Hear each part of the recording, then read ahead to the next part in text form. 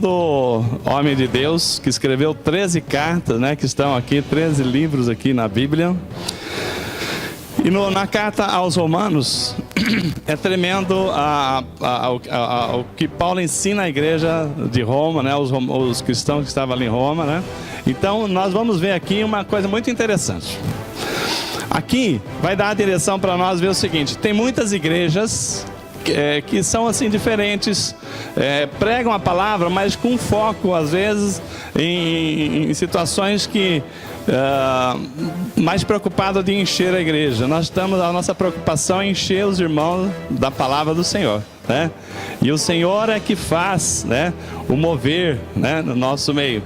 Mas enfim, quando nós falamos da salvação, quando falamos da salvação, a gente lembra um pouquinho do que aconteceu lá em Êxodo. Por exemplo, quando nós falamos assim, quando Deus abriu o Mar Vermelho para libertar o povo de Deus que estava prisioneiro lá no Egito, estavam escravos, você vê ali um momento de salvação do povo da escravidão.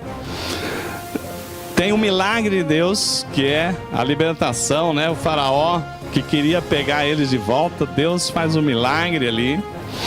Depois você vê uma passagem pelo deserto,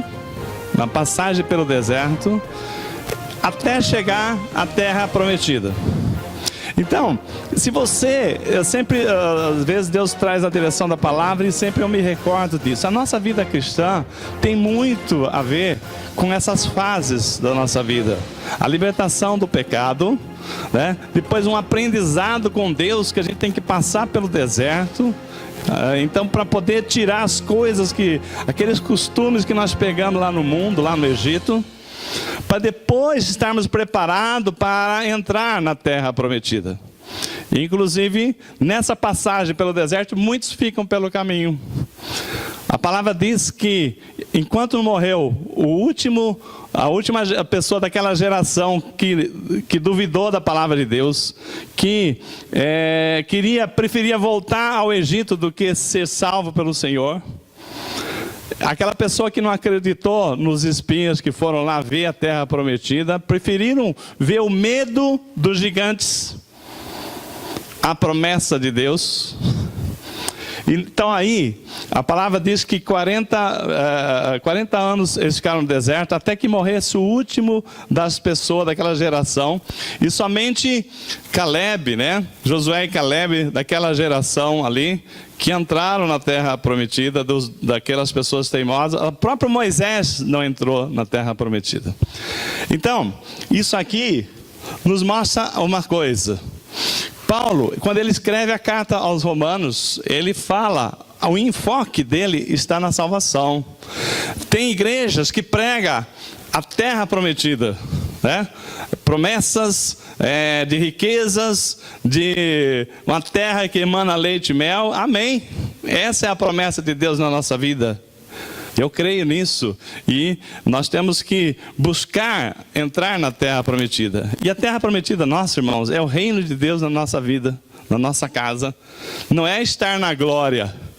A glória, sim, nós vamos estar na glória, mas o reino de Deus já foi inaugurado nesse mundo com a vinda de Jesus. E é isso que nós precisamos. Entrar na terra prometida é o reino de Deus estar presente nas nossas vidas. Aí, o que nós vamos ver hoje aqui na palavra? É que tem igreja que fala coisas que deixam as pessoas às vezes decepcionadas e às vezes se afastam da igreja.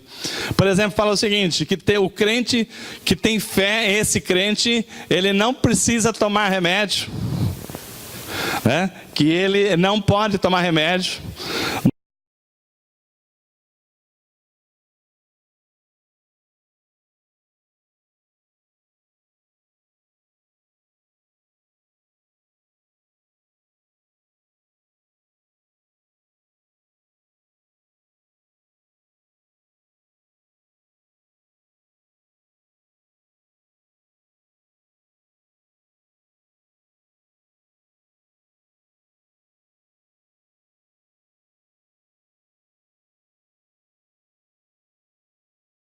Nós tivemos uma vizinha, né, que infelizmente faleceu.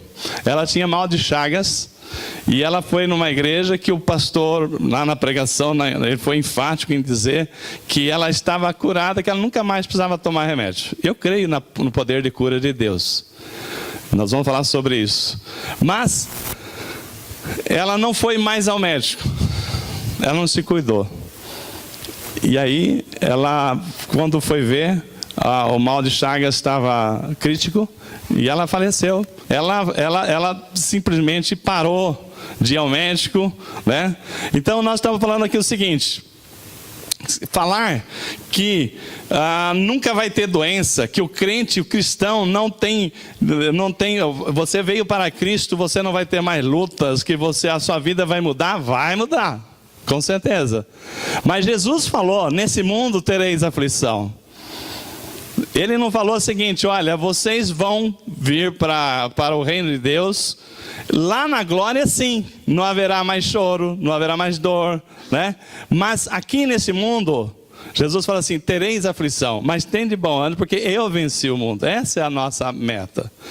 Então, irmãos, o que nós estamos falando aqui? Só para preparar aqui um pouquinho, um pano de fundo para a palavra. Quando nós temos aqui esse cenário, saindo, a salvação nos liberta do pecado, nos liberta do Egito.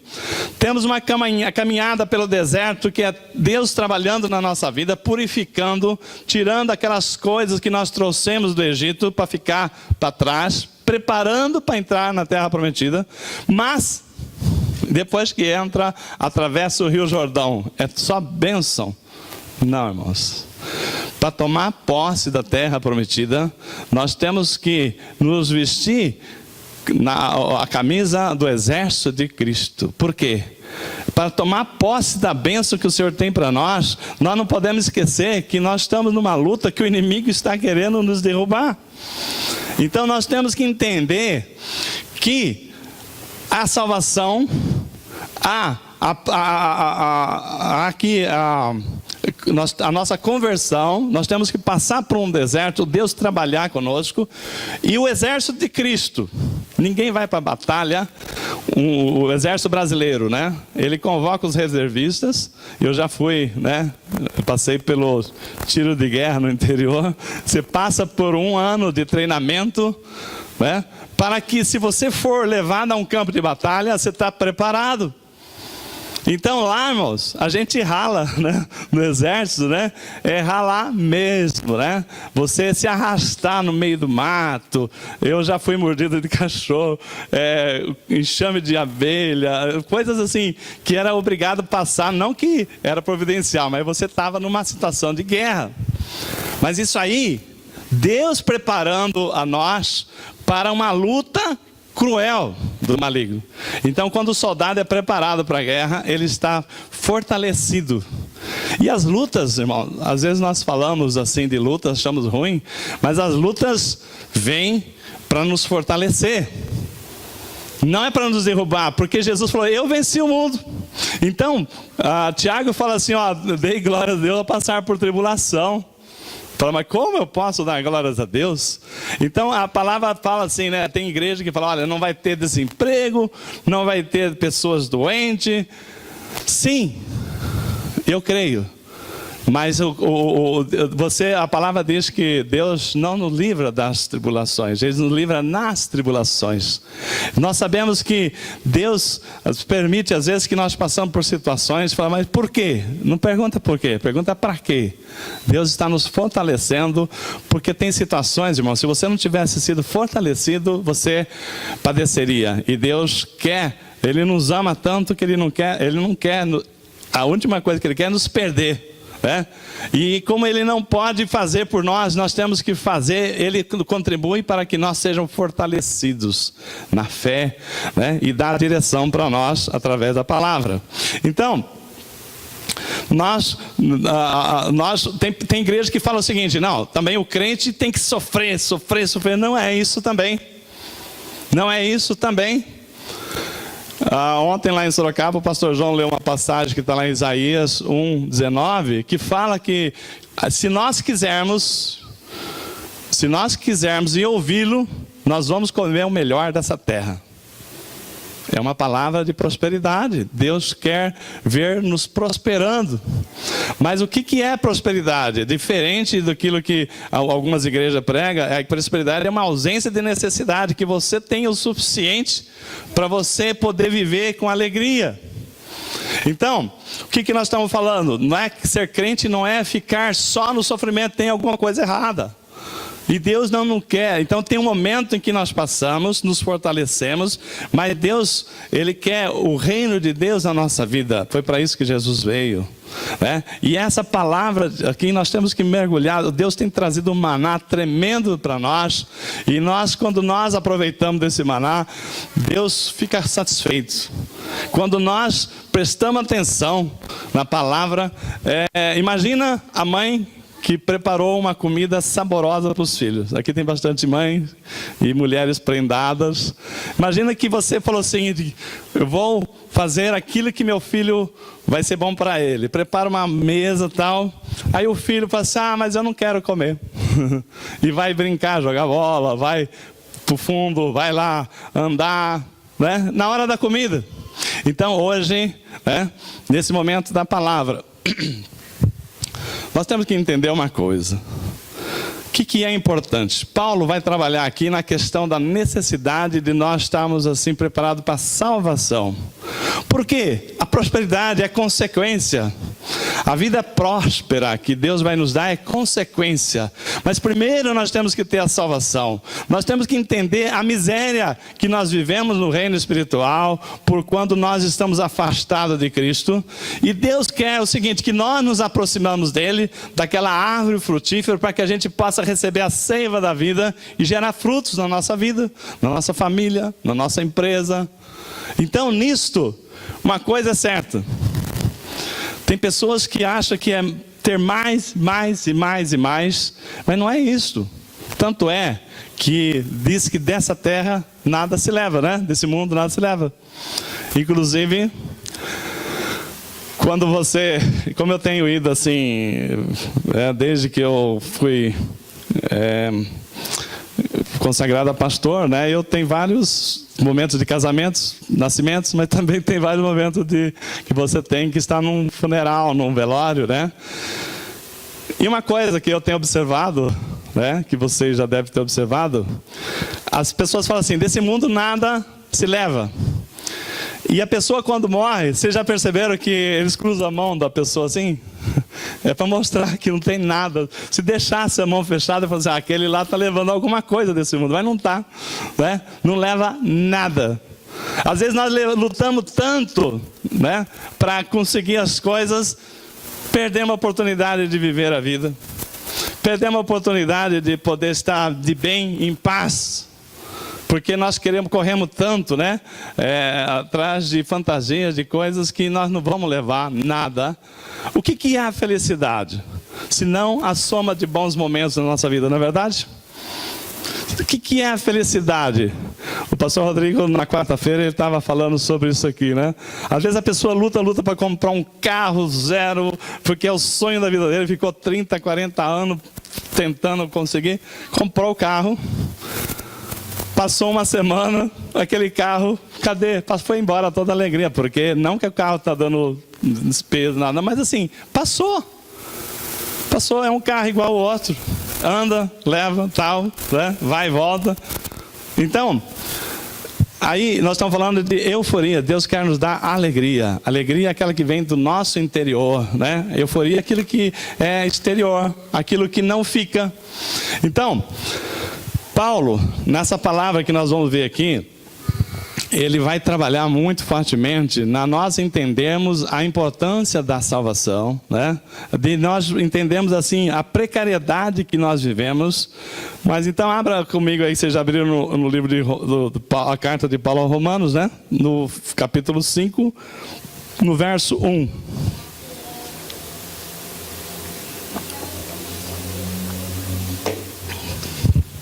Paulo fala o seguinte: portanto, justificados pela fé, temos paz com Deus por meio do nosso Senhor Jesus Cristo, por intermédio de quem obtivemos também acesso pela fé a esta graça na qual estamos firmes.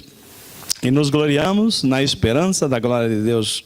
E não somente nisso, mas também nos gloriamos nas tribulações. Olha a tribulação aqui aparecendo. Paulo fala o seguinte: você não tem que gloriar somente nas horas boas. Você tem que gloriar também nos momentos de tribulações. Mas por quê? Ele fala, porque sabendo que a tribulação produz perseverança, treinamento, preparo, e a perseverança, a aprovação. Aí você venceu, porque você estudou, se empenhou, se esforçou. E a aprovação traz a esperança. Agora eu vou conseguir, superei aquela fase, saí daquele patamar, que eu vivia, consegui vencer aquela fase. E a perseverança, a aprovação, e a aprovação, a esperança. E a esperança não causa decepção, visto que o amor de Deus foi derramado em nosso coração pelo Espírito Santo que nos foi dado. Irmãos, eu fiz a questão de ler do 1 ao 5 para falar que Paulo já fala da tribulação, E também glorieis na tribulação. Não é só, olha, Deus existe porque as coisas aconteceram. Deus existe. Aí na hora que as coisas têm lutas, fala assim, cadê Deus, Esse eu não tenho, Deus não está olhando mais para a minha vida. Não, glória a Deus também pelos momentos de tribulações, sabendo que você vai vencer. Porque ele diz, eu venci o mundo, não tem de bom ânimo. Então eu estou falando a direção da palavra, irmãos, é porque nós estamos passando momentos em que nós precisamos nos fortalecer. Não é momento assim de festejar, não, é de nos fortalecer, alegrar no Senhor, mas nos fortalecer por os momentos que nós estamos passando, de situações que, violência, crise, tudo, mas Deus está falando o seguinte, o meu povo, esse eu vou cuidar para que 1000 cairão ao teu lado, 10.000 à sua direita, mas você não vai ser atingido. Mas pastor, como é que fala que você é atingido? Tem desemprego, tem enfermidade, calma. Você está aqui hoje. Eu não sei como é que você veio aqui, mas assim, uma coisa Deus vai te falar muito grandemente, até você sair, você vai entender qual é o propósito de Deus nessa noite na sua vida, amém? Sabe qual é a parte principal dessa palavra de Romanos que nós lemos aqui? É o versículo 1. Ele fala o seguinte: justificado pela fé. Justificado pela fé. Porque você creu em Jesus. Nós que tínhamos assim uma conta enorme para pagar, nós tínhamos acusações do maligno, que nós éramos imperfeitos, que nós não tínhamos condições, nós somos justificados. O que é justificado? Jesus foi lá e falou assim, eu vou pagar a sua conta. Aquilo que você era condenado ao pecado, você vai estar perdoado. Então eu estou justificado. E eu fiz alguma coisa? Não. Pelo fato de você crer no poder do sangue de Jesus, nós estamos justificados. Então nós somos justificados pela fé. A palavra diz, justificado pela fé, temos paz com Deus. Se eu sei que Jesus me justificou, pagou a minha conta, agora eu sei que eu vou ver a face de Deus na glória. Amém? Então eu tenho paz com Deus. Essa é a melhor coisa, por meio de quem? Do nosso Senhor Jesus Cristo. Então, o tema de hoje, irmãos, que nós vamos tratar aqui, é a força do medo na sua vida. Olha, essa semana eu venho trabalhando, aliás, desde domingo passado, sem saber, eu não sabia, Deus já deu a direção dessa palavra que vinha para eu preparar para ministrar hoje.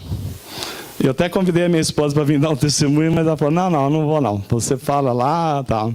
Vocês lembram aqui quem estava domingo passado, que eu falei que a minha esposa tinha que fazer um exame, E esse exame de ressonância magnética, para poder ver o movimento do maxilar, ela tem claustrofobia, ela não pode entrar em lugares estreito, que ela já dá fadiga, ela quer sair correndo dali, Aí quando surgiu esse exame para fazer, ela falou assim para mim, olha, vai lá no hospital e vê se tem jeito de fazer com sedação, para fazer dormindo, Tem muita gente que dorme, Quando acorda já está tudo feito.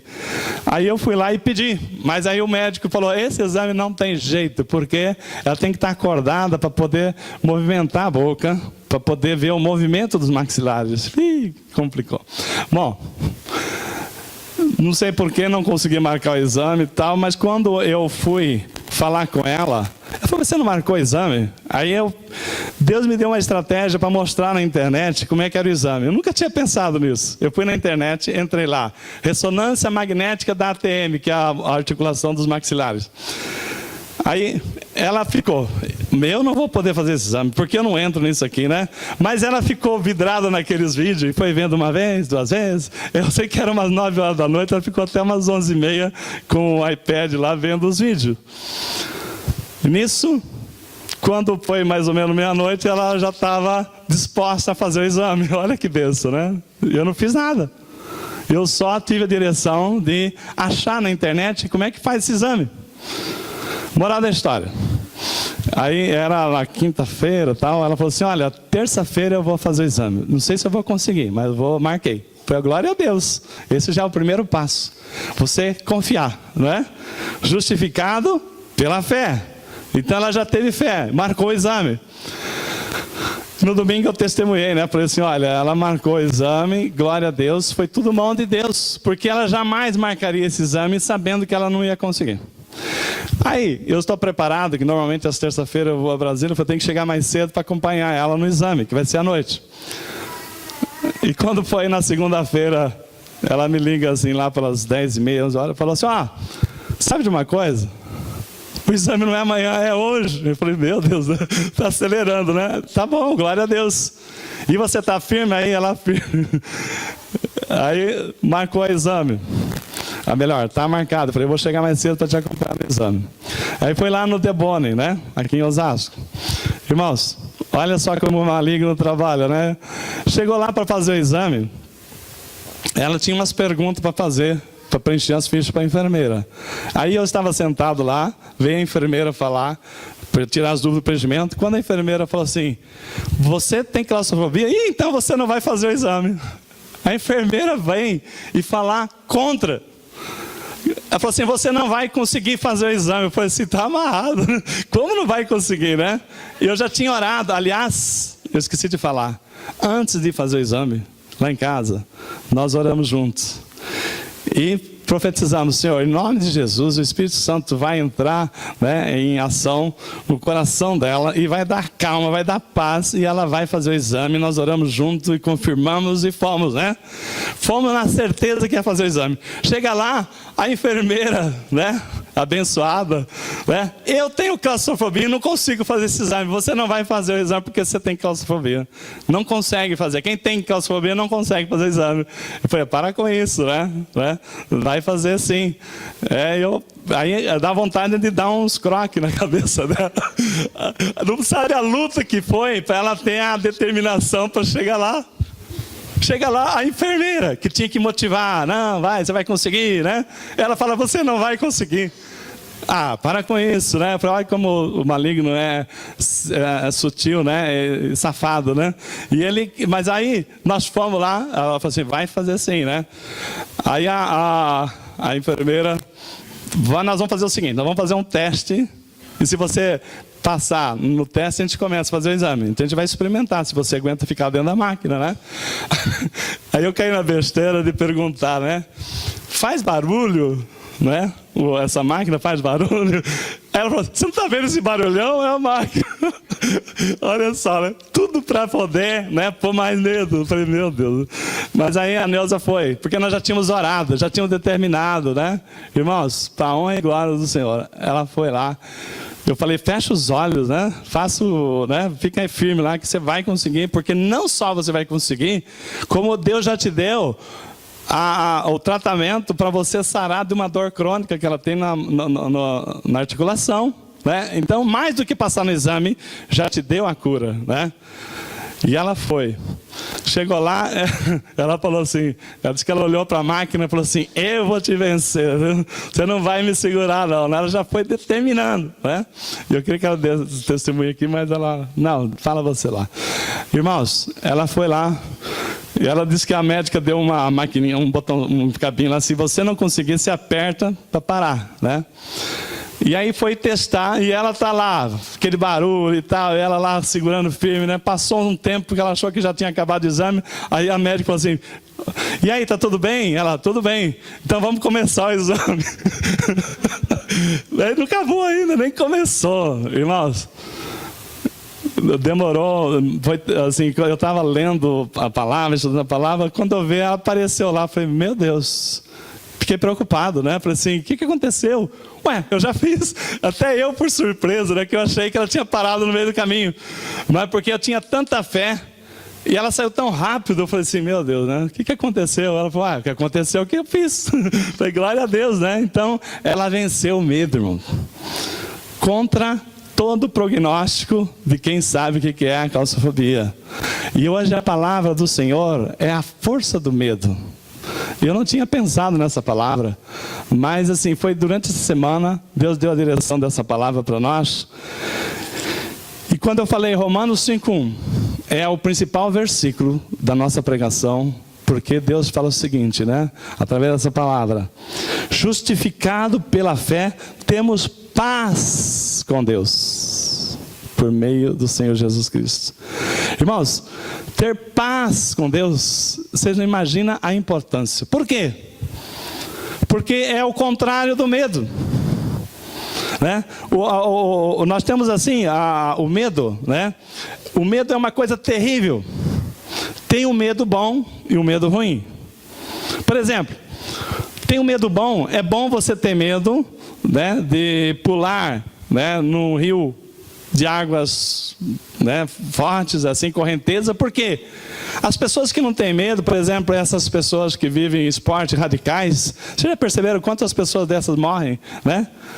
Vão lá desafiando a morte, uma hora, né, ele perde, né? Então, existe o medo bom. Existe o medo bom, o medo de você não fazer as coisas erradas, de você ter que pagar a conta depois, né, de ser cobrado, né? Existe o medo bom, mas o problema, não estou falando do medo bom, estou falando do medo ruim. Existe um medo, irmãos, que aniquila a pessoa. Existe um medo que trava a pessoa, que a pessoa fica travada e não desenvolve. Tem pessoas que têm tudo para ser grande vencedor, mas o medo segura ela. Por exemplo, quando eu era jovem, quando eu era solteiro, morava em Pompeia. Namorava, tinha intenção de casar, já estava preparando para casar, mas eu falei, eu não vou ficar nessa cidade que é muito pequena, eu vou para uma cidade maior. E pedi a transferência para Campinas. Eu morava em Pompeia, uma cidade de 18 mil habitantes, pedi a transferência para Campinas. E vim embora para Campinas, pedi a transferência para uma cidade maior. As pessoas que ficaram lá, e depois, pelo fato de eu ter saído de lá, enfrentado o medo de ir para uma cidade diferente, eu tive oportunidades na empresa, e fui galgando cargos, até chegar aqui na Cidade de Deus, em Osasco, como na diretoria do banco, no comando. Mas eu olhava para trás e via aqueles colegas que estavam comigo, que eles ficaram lá no medo. Eles ficaram, não saíram, foram sendo assim, pessoas foram ficando ultrapassadas, não aceitavam desafios, foram perdendo oportunidades e essas pessoas não progrediram na área profissional. Mas pelo fato de eu ter assim vencido o medo de sair, Deus me abençoou tremendamente, né? E foi dando a direção e a gente foi caminhando. Então, nós temos medos ruins na nossa vida. Se você pegar, você já viu um livro de vidas travadas presas ao medo? Você já viu esse livro? Pode ser a biografia de uma das pessoas aqui presentes, ou mais de uma pessoa aqui. Eu inventei esse título. Vidas travadas, presas ao medo. Pessoas que o medo domina, porque o medo ele entrou no mundo lá desde de Gênesis. Deus, né, chegou quando ele determinou a Adão e Eva que não comessem daquela árvore, do fruto proibido. Então veio Satanás e levou a Adão a pecar. Adão e Eva pecaram. O que aconteceu? Deus vinha todo virado do dia falar com eles. E a palavra diz que quando Deus apareceu naquele dia, eles se esconderam. O medo tinha sido inaugurado no Jardim do Éden naquele dia. Não existia medo. E esse medo, então, é uma coisa tão terrível na vida das pessoas. O medo segura tanto o crescimento, a situação, tem situações crônicas de medo que a pessoa perde oportunidades financeiras, familiar, desenvolvimento, prosperidade por conta desse medo. Sem falar na questão espiritual, né? Não, eu não estou preparado para ser usado por Deus. Medo, né? Então, não acredita no poder do Espírito Santo, não acredita em Deus.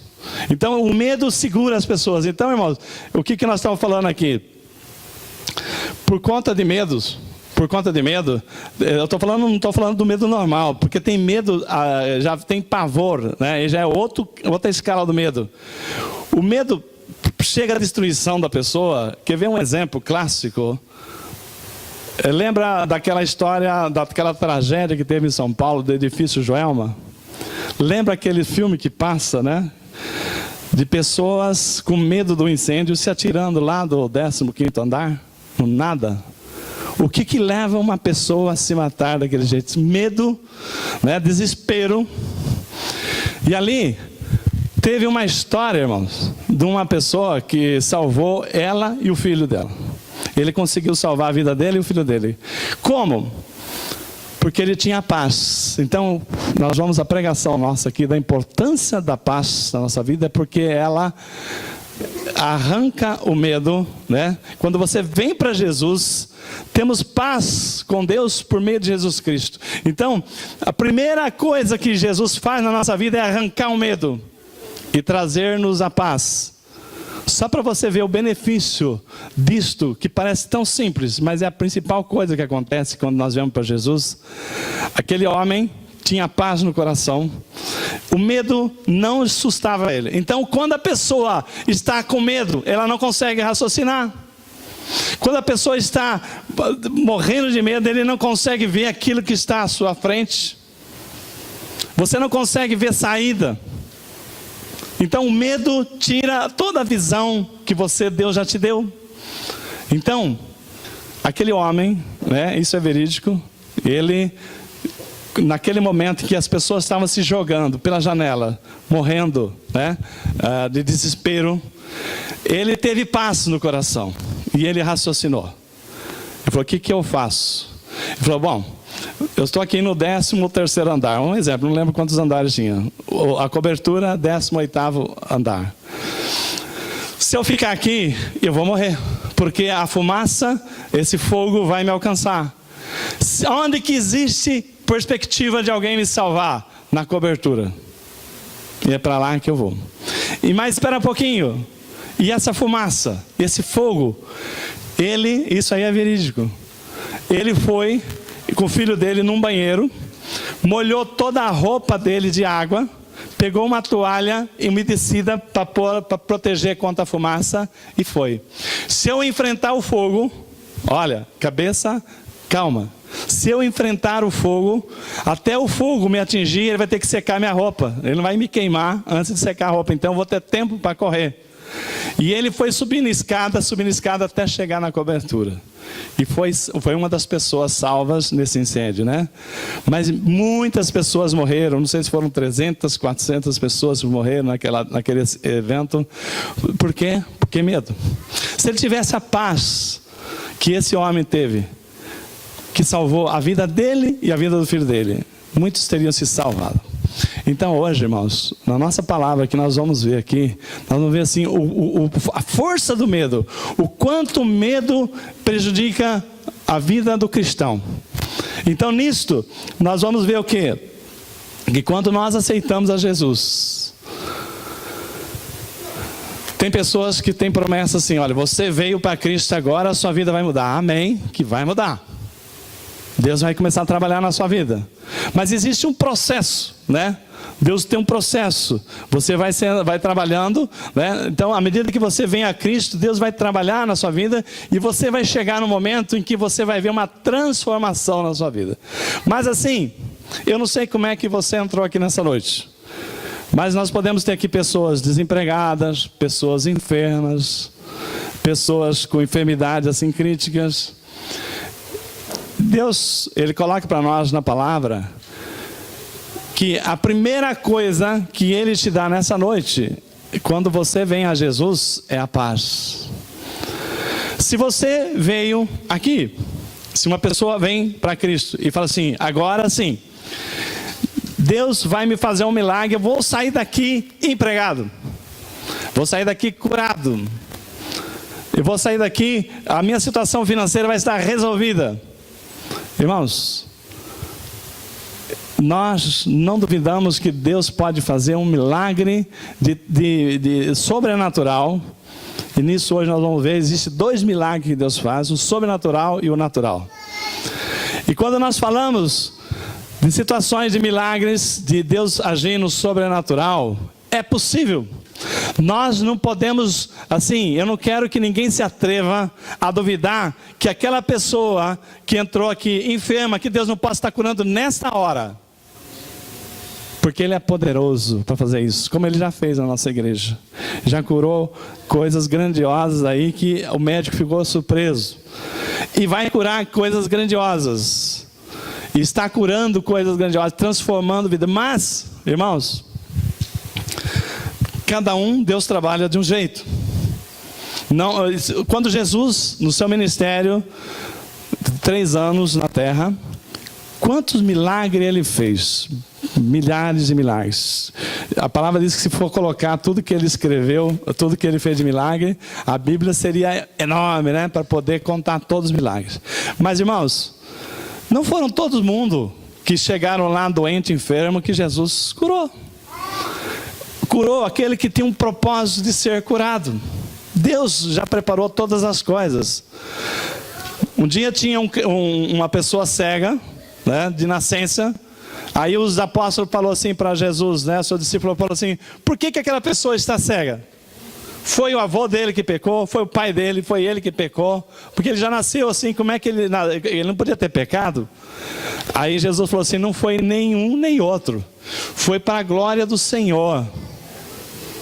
Então, tem situações que nós não entendemos, né? Aquele cego de nascença, Jesus curou ele naquela hora, para que as pessoas soubessem que Deus é poderoso para fazer qualquer coisa.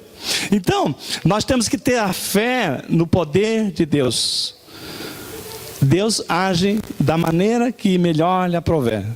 Ele pode estar curando nós, a cada um de nós nessa noite, como Ele já está num processo para naquilo que foi preparado, para nós recebermos aquilo que nós estamos tanto buscando. Por isso existe o milagre sobrenatural e o milagre natural. O milagre sobrenatural, irmãos, tudo nós sabemos que é Deus chegar, você chegar lá no mar, de frente com o mar vermelho, você está ali de frente com o mar, e o faraó vindo com aquele exército, e Deus abriu o mar vermelho, e o povo de Deus passar a pés enxutos. Isso é milagre sobrenatural.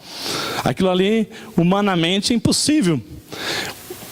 A pessoa cair na cova dos leões famintos, Daniel caiu na cova dos leões famintos, e o anjo do Senhor vinha fechar a boca do leão para não devorar Daniel. Milagre sobrenatural de Deus. Então, coisas grandiosas Deus fez e Deus faz. São milagres sobrenaturais de Deus. Tinha um pastor americano, um livro que eu vi, que ele falava o seguinte: eu não sei como é que tem gente que lê a Bíblia e tem dificuldade em crer que Jonas foi engolido por um peixe grande, uma baleia, que ele ficou 3 dias na barriga daquela baleia, daquele peixe enorme. Normalmente a pessoa teria morrido ali, né? Dentro de um peixe, só pelo fato de ele ter sido engolido. Mas aquele homem, Jonas, a Bíblia diz que ele ficou 3 dias e foi vomitado, né, na praia, para um propósito que Deus tinha, e aquela pessoa não sentiu nada, normal. Tem gente que tem dificuldade de acreditar nisso. Fala assim, não, isso não existe.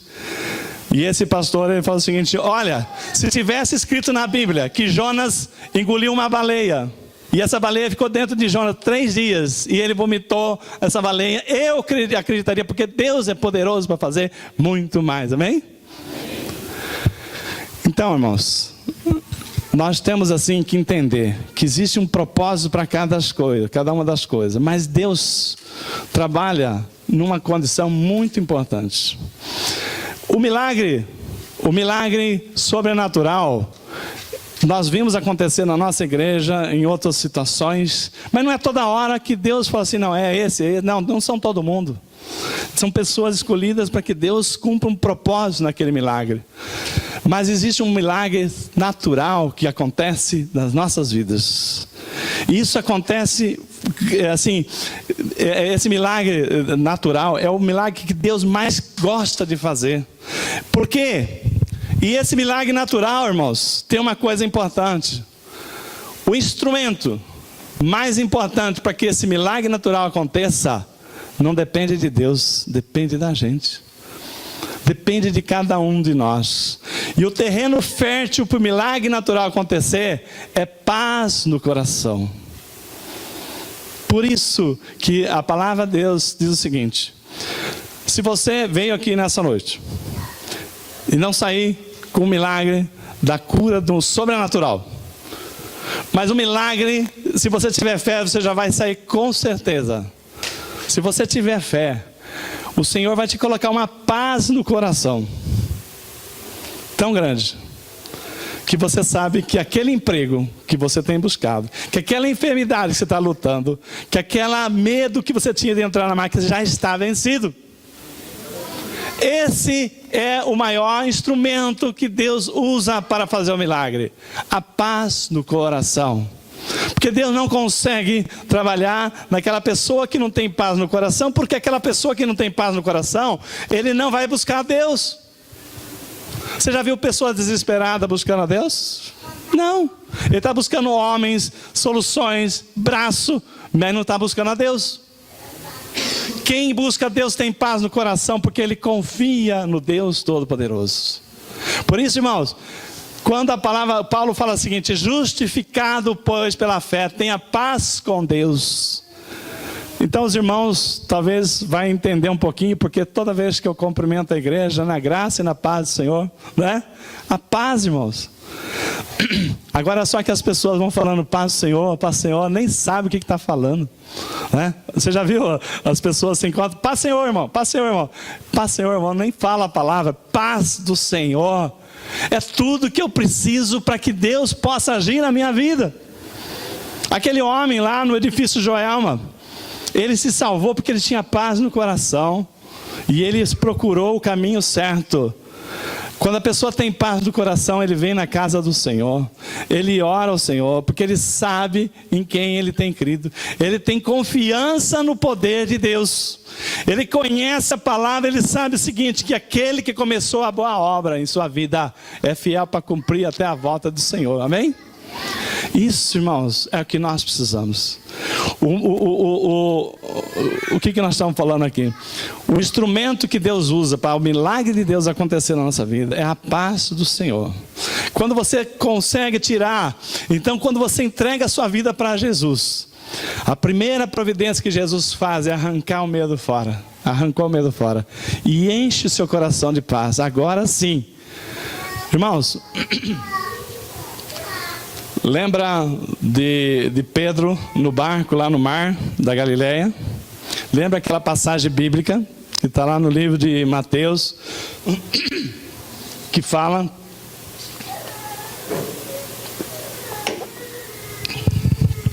a palavra do Senhor fala que os discípulos foram à frente para Cafarnaum, para atravessar o mar da Galileia, e Jesus foi orar no monte. E o barco estava indo, já estava escuro, de repente um vento muito forte estava tentando virar a embarcação, as pessoas estavam ali com um vento assombroso, e eis que vem Jesus andando para a direção deles. Irmãos, aquele medo que eles tinham ali, né? A situação estava terrível. Poxa vida, né? O barco já estava enchendo de água, aquela água já estava vindo, aquele vento. O que acontece quando Jesus chega perto do barco? Primeira coisa, arrancou o medo do coração deles.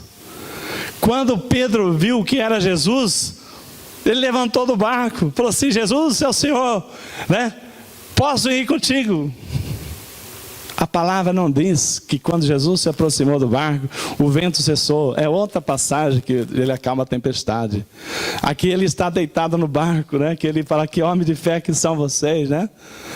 Irmãos, quando Jesus se aproxima do barco, o vento estava terrível. Então, quando Jesus se aproxima do barco, então Jesus, ele fala assim, mestre, né? E ganhou uma coragem tremenda. Aonde está o medo? O medo foi embora. Jesus chegou. É o mestre que está vindo aí. Tem confiança. Quando Jesus se aproxima, quando você se aproxima do Senhor, você tem confiança. Eu não sei o seu problema, a sua luta, mas o Senhor está falando para você.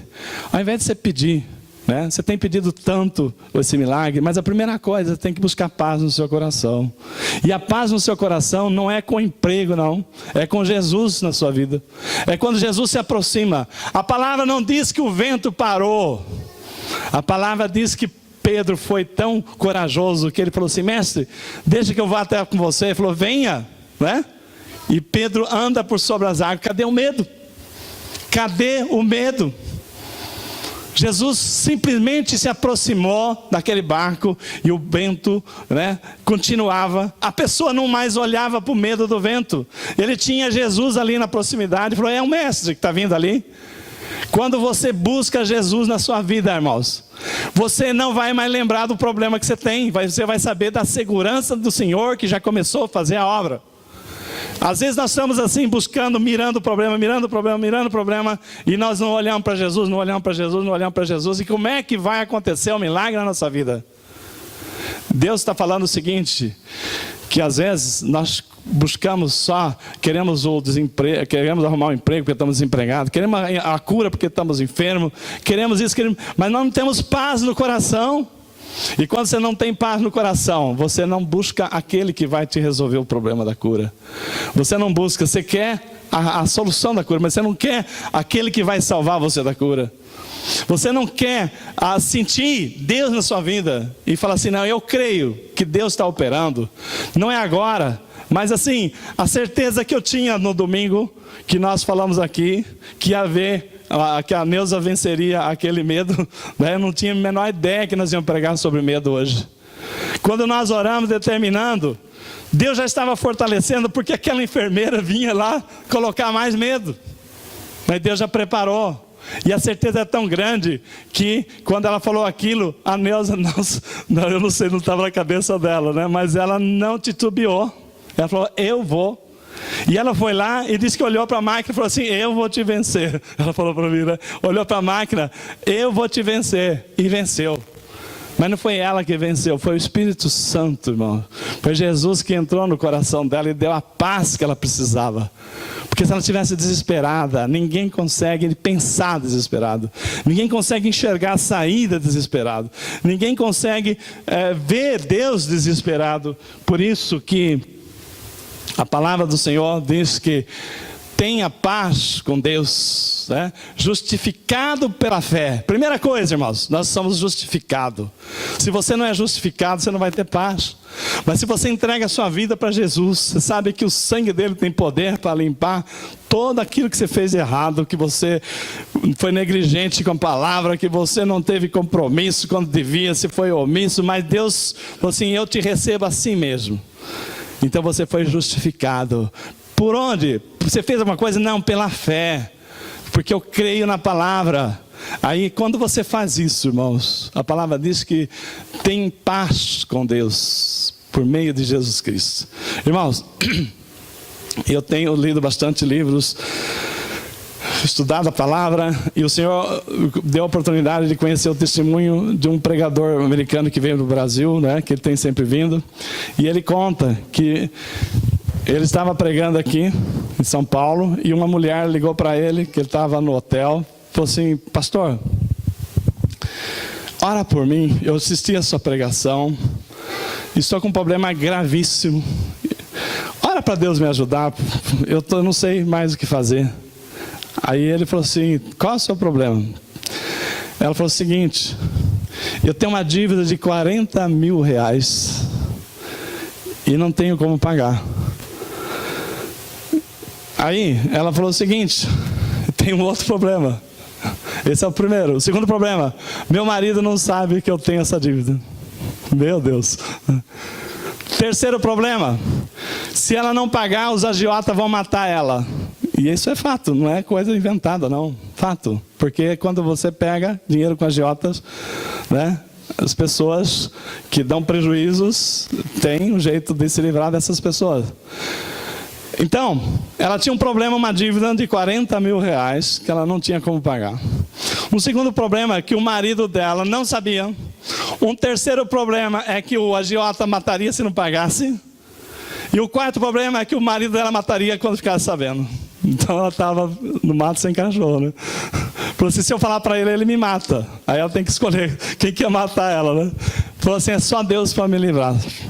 Pastor, ora por mim. Aí ele falou assim para ela: qual é o seu problema, irmã? Mas eu acabei de falar. Eu devo 40 mil reais. Ele falou: não, eu sei que você deve 40 mil reais, mas qual é o seu problema? Mas, pastor, o senhor não entendeu. Eu tenho uma dívida de 40 mil reais, não tenho como pagar. Meu marido não sabe, o agiota quer me matar. Já estamos ameaçando se não arrumar o dinheiro essa semana. E aí, se eu contar para meu marido, é ele que vai me matar, porque ele é uma pessoa muito cruel, né? E se ele souber disso aqui... Então, irmã, qual é o seu problema? Ela falou: não sei o que eu falo para o senhor, que eu já contei tudo. Eu falei assim: não, o seu problema não é os 40 mil reais. O seu problema está no seu coração.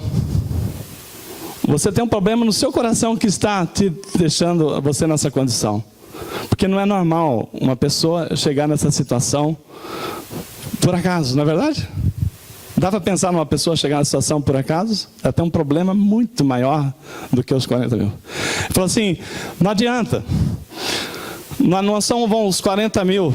Se eu orasse aqui agora e Deus mandasse um corvo com 40 mil reais para você, meu problema estava resolvido. Não estaria. Porque logo, não ia demorar muito, você ia ligar para falar que estava devendo 20 mil. Né? Se Deus resolvesse um outro milagre, você ia falar um problema que agora está 15 mil. Irmão, o seu problema não é os 40 mil. O seu problema está no seu coração. Aí ela falou assim, ela começou a chorar. E ela falou assim: o senhor é profeta, porque o senhor está falando uma coisa que eu vou contar a minha história para o senhor. Ela contou a história dela. Falou assim: eu sou de uma cidadezinha de Pernambuco, do interior lá de Pernambuco. E eu, a vida inteira, desde criança, eu fui muito sofrida, porque eu queria comprar um pirulito. O meu pai falava assim: não tenho dinheiro, nós somos pobres, não tem condição. E ela queria comprar um livro, né? As amigas dela tinham, ela falou assim, o pai dela falava: não pode, nós somos pobres, nós não temos dinheiro. E eu queria comprar um tênis melhorzinho, não pode. As amigas dela iam fazer as coisas, ela não podia, porque ela era pobre e não tinha dinheiro. E ela foi crescendo com aquilo ali, e o grande desejo dela é que quando ela se crescesse, que ela aprendesse uma profissão, que ela ia arrumar um dinheiro, que ela ia fazer tudo que estava parado no desejo dela. E aconteceu isso. Quando ela se formou, arrumou um emprego, e ela começou, só que logo, as coisas que ela queria comprar era tanto que logo o salário dela não dava mais conta de pagar a compra que ela queria. Mas ela descobriu que ela podia fazer empréstimo. E ela começou, né, fazer empréstimo. E aí começou a empresta aqui, empresta ali. Logo, irmãos, ela disse que ela estava devendo para mais da metade da cidade. Ela não tinha condição de sair na rua, cidade pequena. Todo mundo: e aí, você não vai me pagar? E o que ela fez? Ela falou assim: eu não posso ficar mais aqui, eu não tenho como pagar. Aí ela pegou um dia, disse que ela pegou, arrumou as malas dela e foi para a estrada e pegou uma carona com um caminhoneiro e veio parar em São Paulo. Ufa, deixei para trás o meu passado, vida nova, né? Errado. Ninguém deixa problema para trás sem consertar. Aí ela foi e, não sei como foi, ela não contou a história nesse livro, não fala os detalhes, mas ela foi, acabou, comprou uma Bíblia, foi para a igreja e conheceu uma pessoa, um rapaz bom, casou. Falou: agora acertou a vida, né? Tinha um problema para trás. Tinha um problema sem resolver. A pessoa fugiu de uma cidade para São Paulo, veio para uma cidade grande, mas não está curada. O que acontecia? Ali, a casamento, o rapaz era muito bom, um rapaz, né, de boa índole, cristão, tal, mas ele ganhava R$800. Veio o primeiro filho, veio o segundo filho, e aí ela começou a ver necessidade, e começou de novo a comprar sem ter dinheiro. E aí ela caiu na mão de agiota, cartão de crédito e tal. E a situação dela foi virando uma bola de neve e ela estava ligando exatamente, essa é a minha história. E o pastor falou assim, então, qual é o seu problema? O seu problema não é os R$40 mil. O seu problema é uma cura. Você tem que, não adianta você fugir do interior de Pernambuco para São Paulo. Agora você está devendo aqui, você vai para o Japão, para Tóquio. Depois você vai para a Lua, né? Se a pessoa não entender aonde é que está o seu problema, você não vai ser curado. Então, aquele medo, né, irmãos? Aquele medo que às vezes tira a tua paz, né? Aquilo ali vai impedindo de você conseguir ver a presença de Deus, os caminhos de Deus, porque tem uma coisa ali que te impede de olhar com os olhos de Deus. Quando nós estamos vendo aqui essa situação, às vezes, irmão, nós estamos vendo aqui, nós buscando coisas, situações, mas não dá para a gente avançar. E isso Deus tem falado na nossa igreja, sem corrigir aquilo que nós deixamos para trás. Não existe nada que no nosso passado que não venha nos cobrar, né? Nós abrimos uma legalidade para Satanás, aquilo ali vem corroendo, vem corroendo. Enquanto você não colocar nos pés do Senhor, você não colocar Jesus, né? Eu tenho um problema, é que nem o problema do alcoólatra, né? Tem pessoas que bebem e falam assim, eu não sou alcoólatra não, né? Você tá brincando? Você está louco? Não, você é um dependente químico. Não, eu não sou. Então, enquanto a pessoa não reconhecer que tem um problema, ele não consegue ser tratado. Da mesma coisa na área espiritual. Às vezes nós queremos que Deus abençoe, mas o princípio, o instrumento de Deus para nos abençoar, para um milagre natural acontecer, é um coração limpo, com paz. E para isso acontecer, nós temos que ter a coragem de chegar aos pés do Senhor e falar, olha, fiz errado mesmo. Eu sou uma pessoa que não consigo. Eu tenho um problema sério na minha vida, porque ela não falava para o pastor que o problema dela era outro. Mas o Espírito Santo colocou no coração do pastor e falou, não, o seu problema não é esse. Você tem um problema no coração, porque ninguém chega numa situação dessa se não tiver alguma coisa mal resolvida na sua vida. Mas nós temos hoje o Espírito Santo de Deus, que tudo que Ele quer, irmãos, é nos tirar de todas as grilhões que nos segura, libertar de tudo aquilo que impede da gente poder avançar, né, de ter comunhão com Deus. Porque às vezes nós estamos na igreja, cantamos, louvamos, mas nós não temos a paz no coração. Nós estamos preocupados, nós não confiamos. Eu estou ministrando aí com uma família que está num problema terrível. Não é a dívida desse tamanho, mas assim, o problema de não existe paz no coração. Se não tiver confiança no Senhor, como é que você honra a Deus se você não confiar em Deus? Se você honrar a Deus confiando em Deus, abrindo o seu coração para Deus, Deus vai tratar, vai curar. E aí, o seu coração agora é um terreno fértil para Deus poder fazer a obra. E esse livro eu estava vendo um testemunho também de um jovem tetraplégico, que muito, assim, pesado demais, né? O que aconteceu com aquele jovem. Um rapaz criado na igreja, família dele toda evangélica, mas aquele jovem que, na sua juventude, falou, que igreja que nada, né? Que igreja que nada, começou assim a zombar das pessoas da família dele que ia para a igreja. Que igreja, né? Vocês estão perdendo tempo, né? E começou a se desviar. E aí ele entrou na faculdade, foi para uma cidade maior, né? Entrou na faculdade e lá, junto com a turminha dele, começou a beber. Então, era tudo, né, que ele queria, né? Ele queria liberdade, né? E começou a beber e começou a andar na nossa companhia. E quando a pessoa bebe, a pessoa perde a noção do perigo. E esses jovens, uma tarde lá, eles foram beber, não sei se fumavam ou bebiam só, mas na beira de um rio, e resolveram já, numa hora da tarde lá, já todo bêbado, resolveram mergulhar no rio. E num barranco alto, ele mergulhou, e na flor da água, uma água escura, ele não viu que tinha uma rocha. E aquele jovem foi o primeiro que mergulhou e bateu a cabeça naquela rocha e rachou o crânio e teve quase morte cerebral. Foi levado para socorro lá e tal. E ele ficou 1 ano na UTI, saiu com vida, mas acho que é tetraplégico, me fala, né? Só movia do pescoço para cima.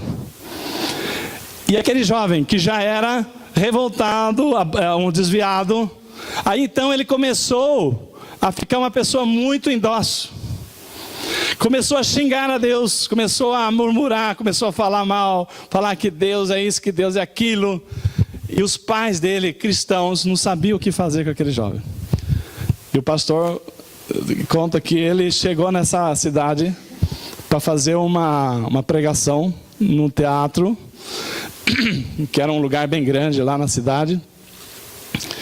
E depois da pregação, ele estava esperando lá no camarim lá para o pastor aparecer lá para levar ele para o hotel. Eis que a porta do quarto do camarim abre e entra uma cama, né? E ele ficou surpreso, né? Parecendo a história lá do discípulo que desceram uma cama, né? No quarto, lá na casa de Jesus em Cafarnaum. E ele, quando entrou aquele jovem, e ele já sabia da história que tinha um jovem tetraplégico ali na família de um membro da igreja. Aí ele, quando olhou para aquele jovem, aquela feição amargurada, né? E ele já sabia o que tinha acontecido, que aquele jovem era uma pessoa revoltada e tal, né? E ele foi falar com o jovem.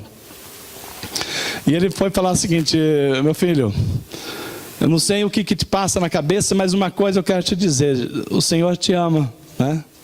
O Senhor te ama. E ele, a hora que ele falou aquilo, disse que o jovem que só podia mexer da boca para cima, do pescoço para cima, disse que ficou muito revoltado e começou a xingar aquele pastor e começou a falar que, né, palavras pesadas que esse pastor nunca tinha ouvido na vida dele.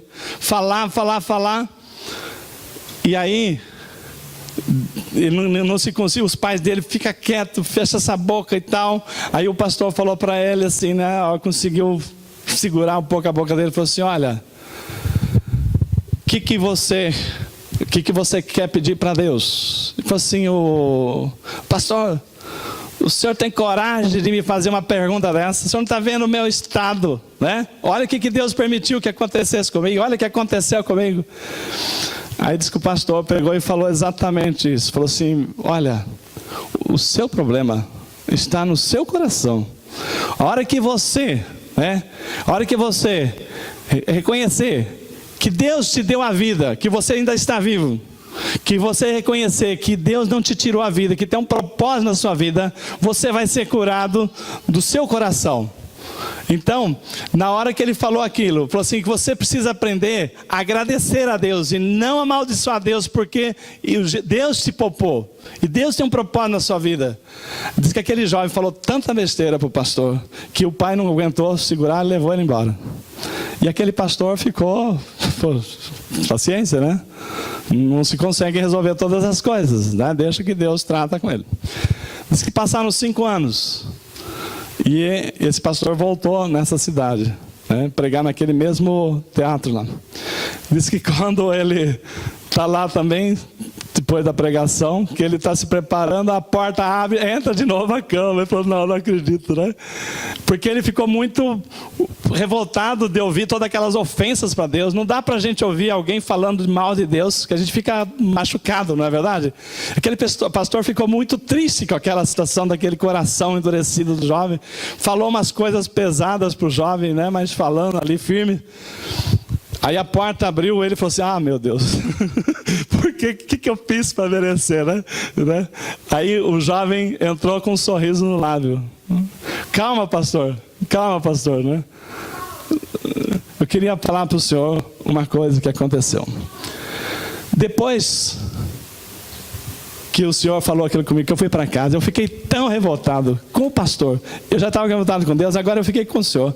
Fazia muito tempo que eu não orava a Deus. Naquele dia eu orei a noite inteira para Deus, para te matar, para tirar a sua vida.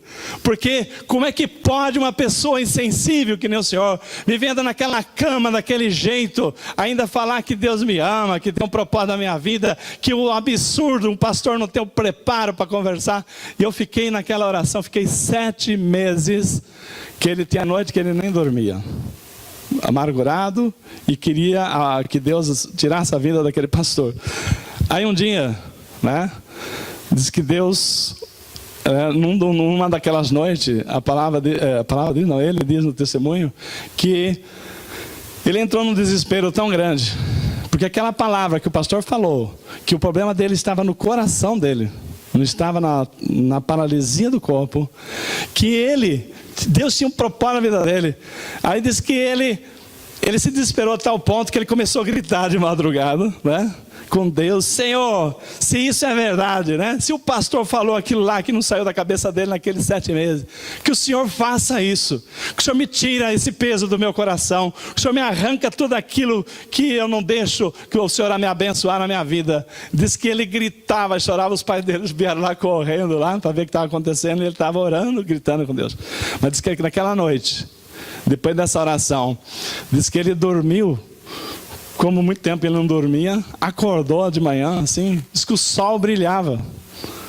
Ele acordou, diz que ouvia pássaros cantar. Quanto tempo que ele não tinha isso? Às vezes a pessoa está com o coração duro, endurecido, machucado.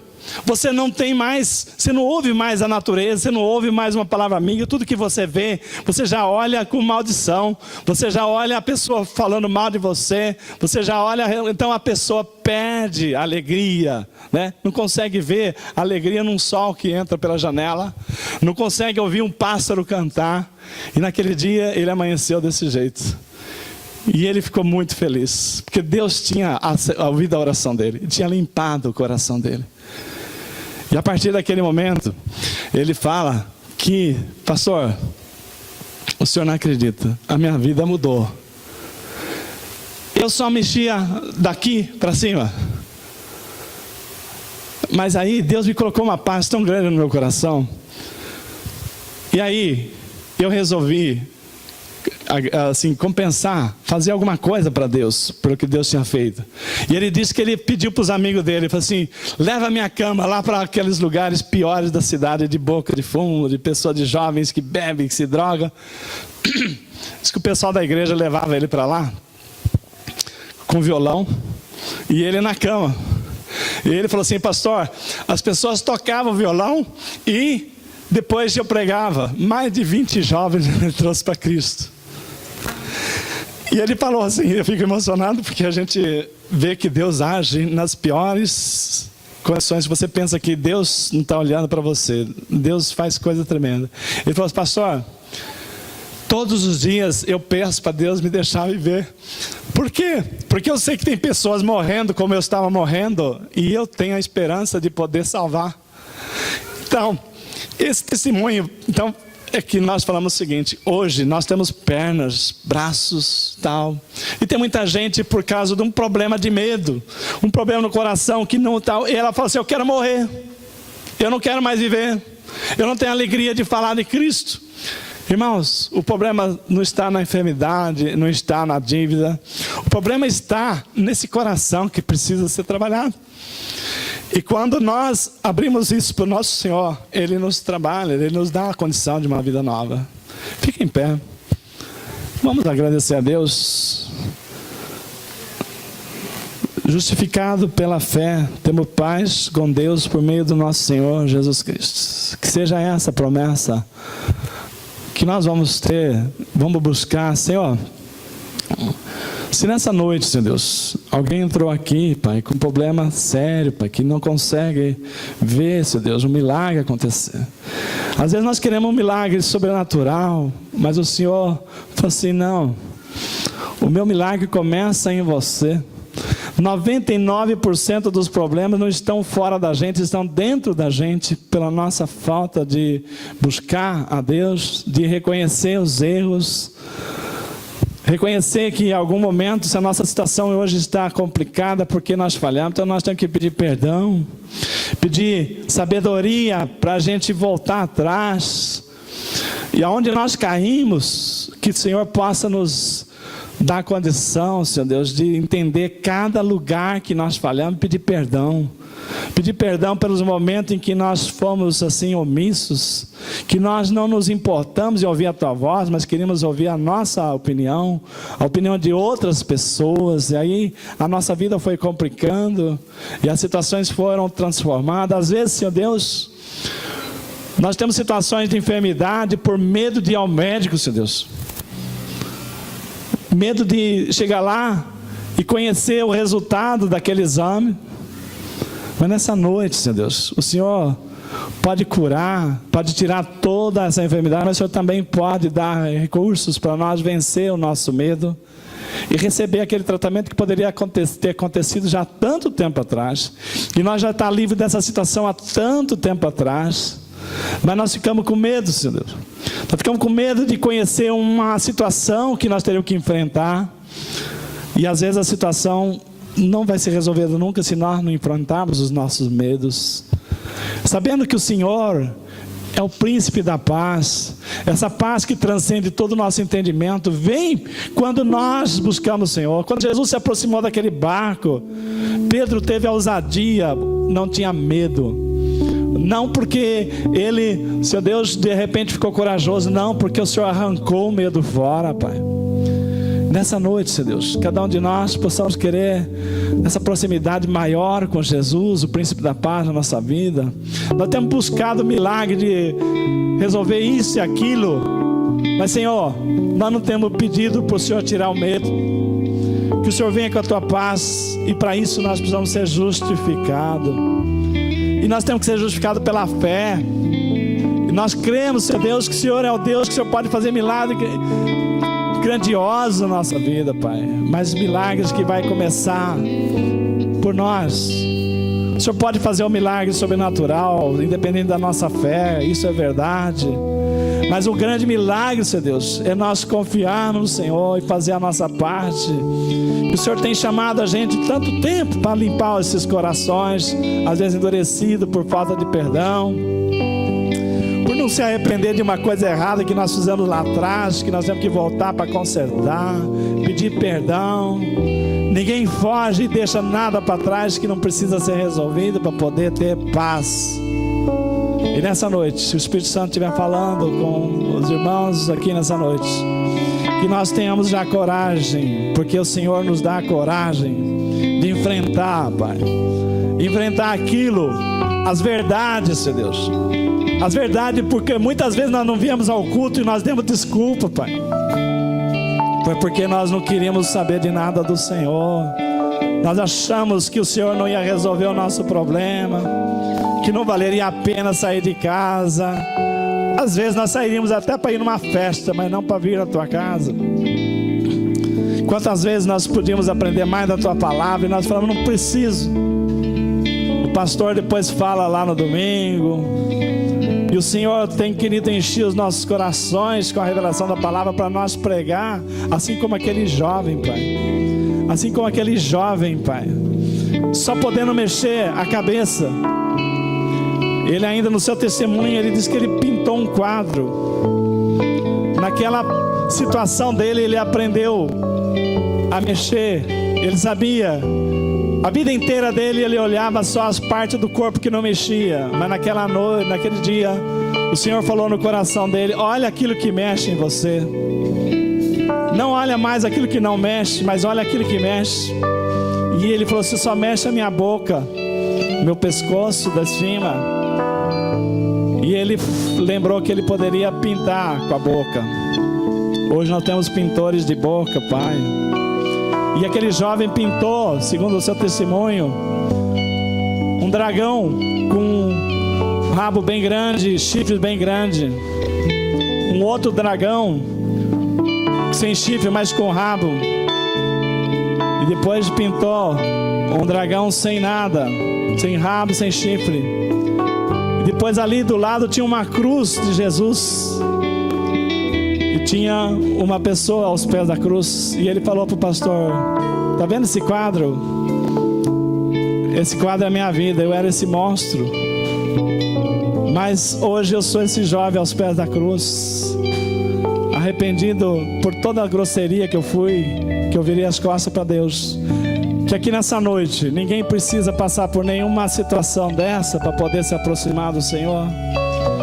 Que o Senhor possa trazer essa mensagem, Senhor, que nós trouxemos aqui domingo, de orar todo dia, buscar ler a palavra todo dia e trazer uma pessoa para Cristo, porque tem tantas pessoas como nós que estavam indo para o inferno, e o Senhor, no seu amor, o Senhor nos salvou nessa noite, Pai. Que nós tenhamos assim essa mesma disposição de falar da palavra para aqueles que estão precisando, trazer a esperança para aqueles que estão perdidos, e que o Senhor Jesus possa entrar no nosso barco e nós receber Ele com fé. O vento não precisa parar, porque o que eu preciso é ter fé que o Senhor está comigo. Porque se o Senhor está comigo, o meu barco nunca vai afundar, Pai. Obrigado, Pai, por essa palavra nessa noite, Senhor Deus.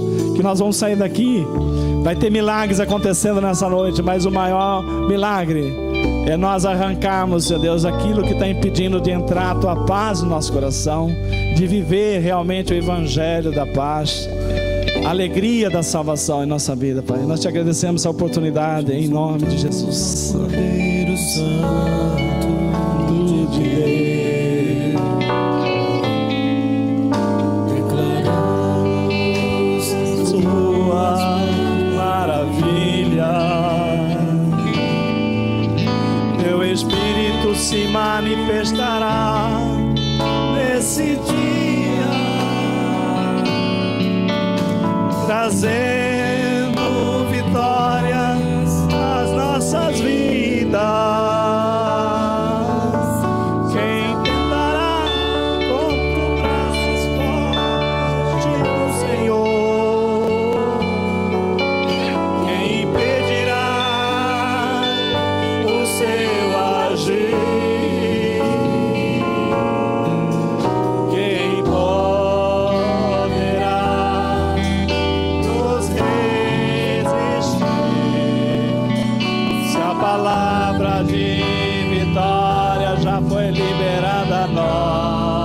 Toma posse, irmão, toma posse. Contra o braço forte do Senhor, quem impedirá o seu agir? Quem poderá nos resistir? Se a palavra de vitória já foi liberada a nós. A palavra de vitória já foi liberada a você. Toma posse. A palavra de vitória já foi liberada a nós. Se a palavra de vitória já foi liberada a nós. Aleluia. Senta um pouquinho. Não sei se tem aniversariantes hoje. Não? Irmãos, só para encerrar, eu já contei aqui uma ilustração de um jovem que está desesperado, que ele precisava de emprego, e ele estava buscando, estava desempregado já há quase um ano, né? Situação difícil. E ele também tinha no coração dele que ele queria uma pessoa que Deus colocasse para ser companheira dele, né? Uma pessoa da vida dele. E aí diz que numa noite que ele orou, ele acabou dormindo. Diz que no sonho Jesus falou assim para ele: vai na banca de jornal, compra o jornal, que vai aparecer o emprego que eu preparei para sua vida. E ele foi, né? Levantou, meu Deus, né? Hoje eu vou ficar empregado. E ele foi lá e pegou, abriu o jornal, o emprego do jeito que ele estava pedindo, né? Um salário, né? Espetacular. E ele falou: é esse. Obrigado, Senhor, obrigado, né?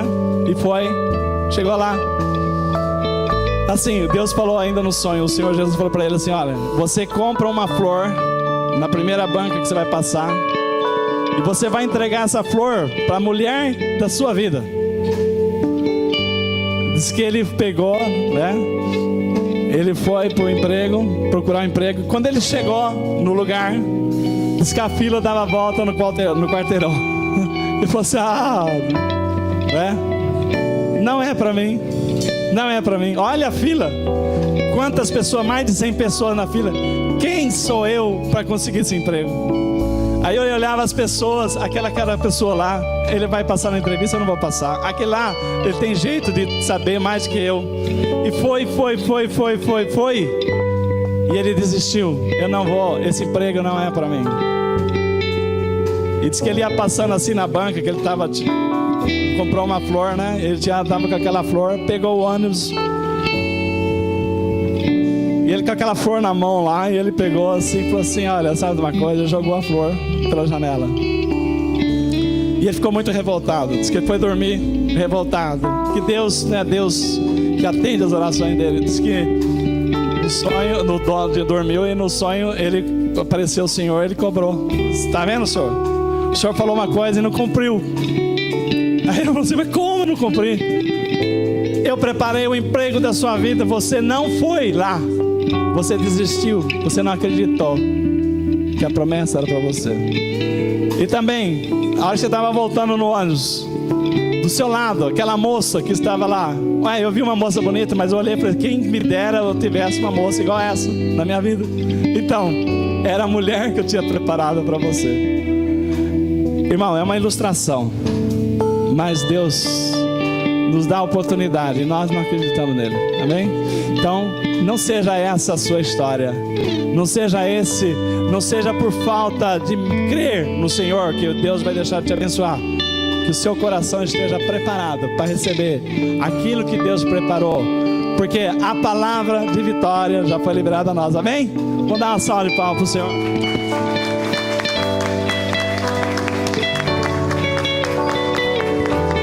Glória a Deus. Vamos estar encerrando o culto. Quarta-feira tem o estudo bíblico. Terça-feira não tem estudo da mulher, né? Tem? Terça-feira tem encontro das mulheres. Quarta-feira estudo bíblico. Então repita comigo, que o amor de Deus nosso Pai, que a graça, que a comunhão e a rica consolação do Espírito Santo de Deus seja conosco hoje e todos sempre. Todos digam amém. Uma salva de palmas para Jesus. E toma posse dessa palavra em nome de Jesus.